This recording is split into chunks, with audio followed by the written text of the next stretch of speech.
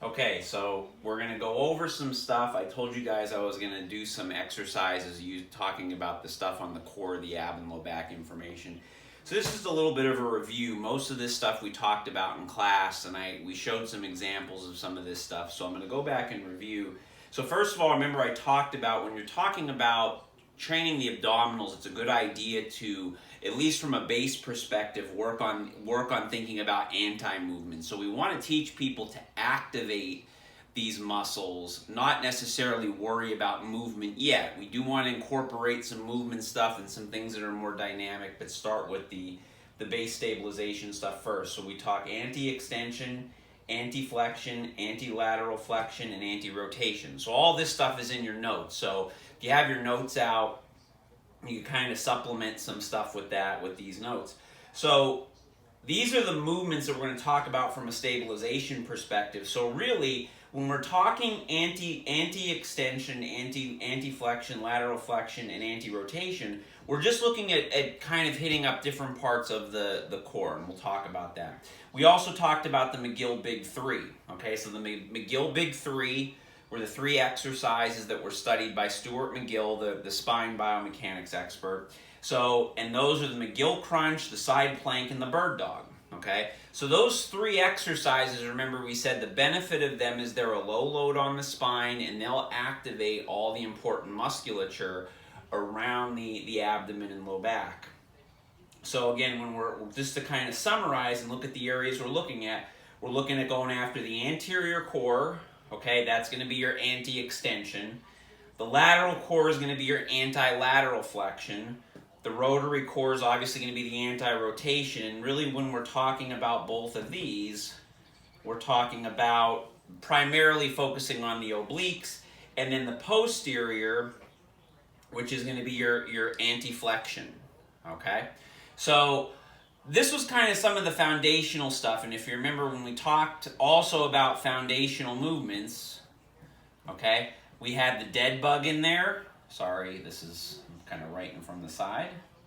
Okay, we have the dead bug, and we also, another real good one, and this hits the posterior part, is our different variations of the bridge, which we'll talk about now, and I'll kind of show you some of those. Okay, so I'm going to show you some of the exercises again. Some of these things we already did. Some of them are new. I'm just going to show you some variations, and we'll talk about some others in our live discussion in class.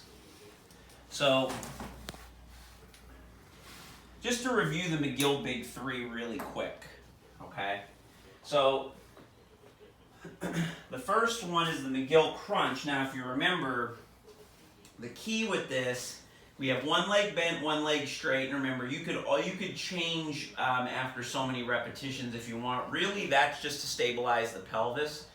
So again, easiest variation is to have your elbows on the ground. Okay. Now remember, we said with this, we don't want this type of movement. We don't want to curl up. Okay. You actually want to do is, he actually talks about this. Stuart McGill talks about this in his seminars. You want to pretend you have a string on your sternum and it's just pulling you straight up. So you're just coming straight up off the ground and down. Okay, just that little bit of movement. Okay, so, and this is actually more difficult for people than doing this. Okay, because you're tending to kind of use momentum from other muscles. So all you're literally doing is coming up and back down. Okay, to make that harder, lift the elbows up. And then to go another step further, bring the elbows up here, okay? And again, the objective is just go straight up, okay? That's the McGill Crunch. The side plank, okay? Remember, we like to put the one foot in front of the other. Remember, I said try to almost have a bend in your hips. Remember, you want to have your spine in the position you're going to finish in. You don't want to be kind of flexing your spine as you're coming up. You want to push with your hips. So you push up and forward and set yourself in the side plank. Remember, we want the foot in front, and I'll show you why we want the foot in front later on. There's a dynamic version of this that incorporates some added movement that you're going to use as well, okay? Then we have the bird dog, okay? So on all fours, okay? All you're going to do is, again, you're going to stabilize yourself, opposite arm, opposite leg, okay? So you can start simply by just alternating, and you want all the motion to come from your shoulder and your hip. You don't want to be overextending, and you don't want to have a lot of movement at your pelvis. As that gets easier, then you can do it with the sweep. So you come up, come in, and then just add repetition to it. And then we talked about how you can draw the shapes, okay, to make it one step harder, okay? So that will actually cover all of the muscles around the abdomen. Now, an added thing that you can talk about as far as some foundational stuff to kind of work on this muscle is a simple bridge, okay? So a bridge would be considered an anti-flexion movement because you're working the posterior musculature, okay? So a real simple bridge. A good cue is just tell the individual to tighten the glutes first, because a lot of times if they don't tighten the glutes first, they'll kind of like force it up and feel a lot of tightness in their low back. So get the glutes tightened and then extend. And they can hold, so they can do static holds with it. Static holds are sometimes a good place for people to start. They can obviously do them dynamic. You can change to single leg, okay? Now if single leg is too difficult at first, what you can have them do is go up on 2, lower on 1, okay? So they can do the eccentric part with 1 leg, do the concentric lifting with 2, okay? Another variation, you could take some sort of resistance band. This is a slightly different position. So you put your heels together and kind of abduct and externally rotate and bridge that way, okay, holding the resistance. Again, you could do it for hold for time, or you could do it dynamically. The key is to make sure that they're not tightening their low back. The low back's gonna work, but you primarily want the extension to come from the glutes. They're your strongest hip extensor. They should be doing most of the work, okay? So those are some different variations for the bridge. Again, those would all be considered anti-flexion, okay? They're working, you know, your posterior chain, but again, the idea is we want to get the glutes to take over a majority of the movement when they're doing that, okay? Now, so let's look at, we'll come back to this a little bit. So let's look at some examples, and again, I'll show you what musculature is going to be working with each one of these. So let's look at anti-extension. So the simplest anti-extension is just your basic front plank, okay? So we all know what a front plank is, okay? So you're right here. So then you look at what are ways to make that harder, okay? Well, one way to make it harder is you can elevate the feet, okay? That would make it harder. Here's kind of a different example for you. So you could find some way to provide some instability to the front part of the body. So you can take a kettlebell, okay, kind of get it stabilized, okay, and you can hold that. All right, that's one example. I don't have a stability ball anymore, but one really good anti-extension movement to kind of add some torsional instability is to do what's called a stir the pot. So to stir the pot is you basically do a front plank on a stability ball, and then you just move your arms, again, keeping yourself stable while you do that. Other things you can do with the front plank, okay, get in a front plank position, you can just lift the feet, okay, alternate doing a march. You can do a shoulder touch, okay, so a front plank with a shoulder touch to keep yourself stable. You touch the shoulders. Now you're going to move a little bit because your weight's going to shift, but you don't want to be, you don't want to be moving too much. You want to keep yourself as steady as you can and just touch your shoulders. Okay. So that's the front plank for anti-extension. Okay. So we're primarily, obviously, working the anterior core there. Okay. Let's look at some anti-lateral flexion since we did some anti-flexion work. So obviously the side plank would be some anti-lateral flexion. You can just do a weighted hold if you want. So we saw in class, I showed you guys with the weighted carries, okay? You can do a walking carry or just have them hold a weight static, okay? So just standing here holding this weight statically would be an anti-lateral flexion, okay? If that gets easy, have them hold it upside down, okay? So not moving yet, that would be more dynamic and that would be a little bit harder, okay? So just have them stand and hold for time, okay? They'll engage more muscle with it like this because just overall the activity becomes a lot harder, okay? So that's an anti-lateral flexion work. Some anti-rotation, and the bird dog actually functions as some anti-rotation because you're doing the opposite arm, opposite limb. Some other anti-rotation stuff is if you do it with a band.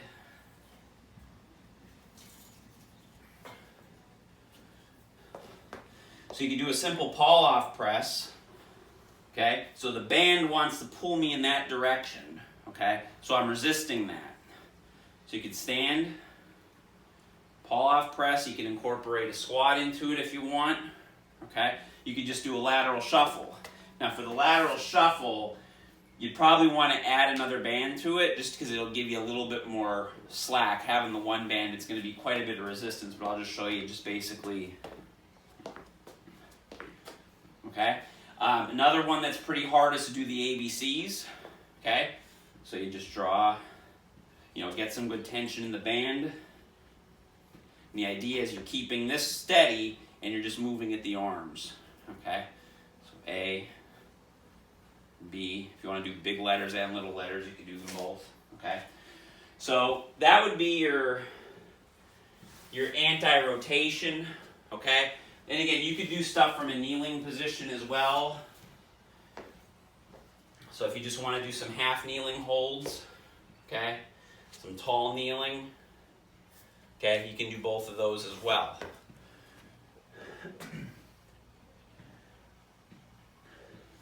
Hold on one second. So that's just some of the anti-movement work, okay? Some of the more dynamic stuff. So once you start to advance a little bit more, obviously you'd want to do some more dynamic work incorporating movement. So, for instance, with the for the anterior core, again, just like the stir the pot, the movement with the legs, the shoulder touches, that would be more dynamic movement. So that would come down the road, obviously, from more of the straight, steady plank stuff. If we look at the posterior core, okay, so the dynamic glute bridges, so as opposed to doing the iso holds, you might want to start with iso holds, progress to the more dynamic ones that I showed, but that could work. Any type of other back extensions, okay, the reverse hyperextension could work for that as well. That would be considered more dynamic strength. Here, I can just show you that really quick. So yeah, this would be considered more dynamic.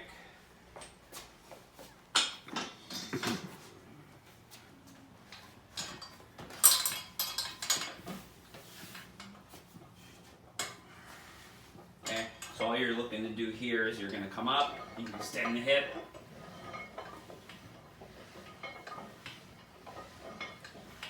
Okay,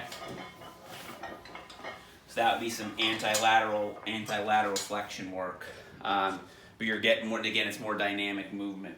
For lateral core stability, so you have the anti-lateral flexion. You have the side planks.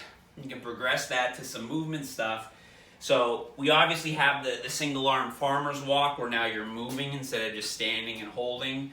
Do the same thing with the kettlebell upside down. A real good one is the kettlebell windmill. Okay, so the kettlebell windmill. So there's a shoulder stability component with this too. So their shoulder they have to be able to hold a good position here. You okay? No battery. Oh, okay. So what you want to do is you position it here. Come down and reach, and up. So keep this steady, okay? Touch, and come up. So try to get most of the movement from the hips. You're working some hip mobility there as well, okay? That'd be your anti-lateral or you would be some lateral core stability, some dynamic lateral core stability. Obviously, you're moving with that. Then for the rotary core, we talked about the bird dogs. A lot of the different types of kneeling lifts and things like that. Again, this adds some dynamic movement as well. Okay, so here you can move in diagonal patterns. Half kneeling, tall kneeling, okay, are different things that you can do. All right, so that kind of breaks down and looks at some of the different core movements that you can do. Going back to some of the foundational stuff, just to kind of show you, just to revisit, I'll revisit the dead bug really quick. So the dead bug, and there's different ways you can do this. Oh, I just remembered I wanted to show you something else with the dynamic core strength. So for the dynamic for the anterior core, and actually this hits up some of the lateral core as well, I wanted to show you with what's called the rolling plank. Okay, so the rolling plank, so this is why I wanted you to put your foot in front with the side plank. Okay, so this is again some dynamic core stability. So all you're going to do with this is you're actually going to do what's called a rolling plank. So I'm going to come down, okay, stabilize yourself, come this way, down, and up. Now the key with this is your body has to move as one, okay? So when I come down, I can't just drive with my shoulder because I'm going to be twisting through here. The other thing you don't want to do is have your hip shift a lot. So if you're seeing the hip shift when they come down, they're not keeping themselves steady. So it's down, up, okay? Make sure everything moves as one unit as you're doing it, okay? That's some other dynamic core stability, primarily anterior, but you're going to get some of the lateral musculature as well. Going back to the dead bug, so again, breathe and brace, and this would actually be something you do with all of this stuff. So, big diaphragmatic breath, blow out, brace your abdomen, okay? So tighten everything up, okay? This was the dead bug I showed in class, okay? If that's too difficult, scale it back. Whoop.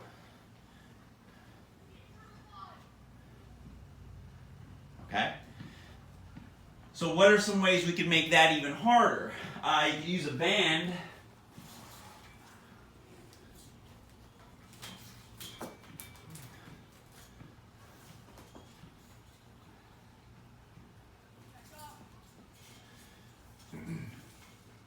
So I'll show you two other variations of the dead bug. And I'll come over to this other side. So, same idea, except now you want to get it to where you have to pull on the band a little bit. Okay?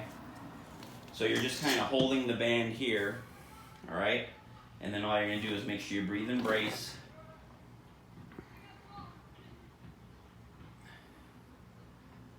Okay? So that's just a bandit dead bug, okay? Another good one is the Kohler dead bug.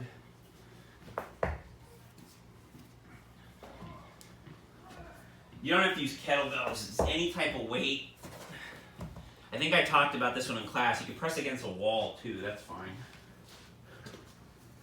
But what you're going to do is drive your arms up into these kettlebells, so it's really going to tighten up, even up into the shoulders and lats, and then you do the same movement.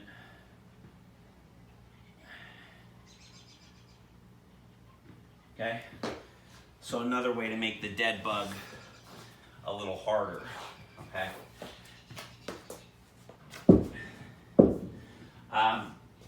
I just realized too, I want to show one other movement. I thought this would be a good one to show. You come back around in front. So this comes back to the posterior side again. So some dynamic posterior core strength. This is a bandit iron cross good morning. So you take a little bit of a heavier band.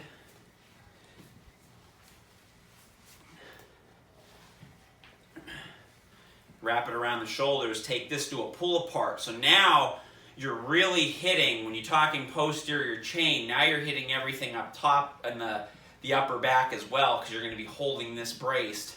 And then you're going to push your hips back, hinge, and come up.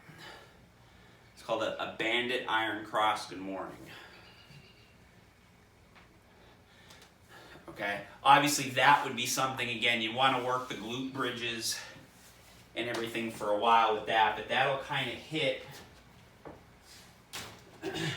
the posterior core a little bit more as well. Plus, it'll hit up the musculature in the upper back.